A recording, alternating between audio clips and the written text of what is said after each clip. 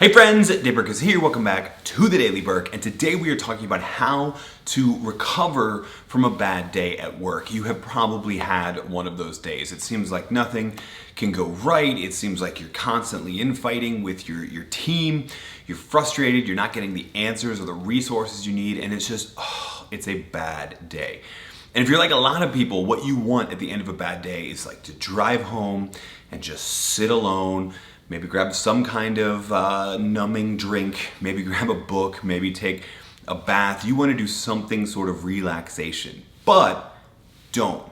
New study from the Journal of Applied Psychology looked at two different ways that employees can recover from those bad days. Actually looked at ways that employees deal with the entirety of their time off from work and how that affects it. But one of the most interesting things from this broader study was a look at when bad days at work happen, employees respond in basically two different ways.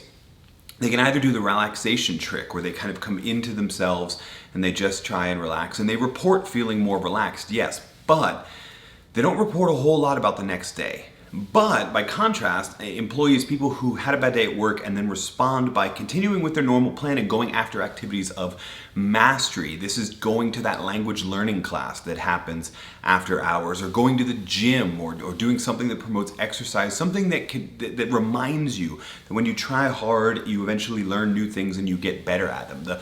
The mastery exercises, these are things that actually left people feeling more engaged in work the following morning, more ready to tackle challenges that they had thought about the day before, more motivated overall to go back to work. So it's not necessarily about how you relax and go in on yourself to recover from a bad day at work, because what you want is to prepare for the next day. And the best way to do that is to seek out learning activities. You could still technically be alone. Maybe you could do a language learning course alone online. Hey, you could even watch a couple episodes of the Daily Burk. Whatever promotes that idea that as we continue learning, we continue getting better. Those mastery activities, they're the perfect thing to put in at the end of your day to recover from a bad day at work.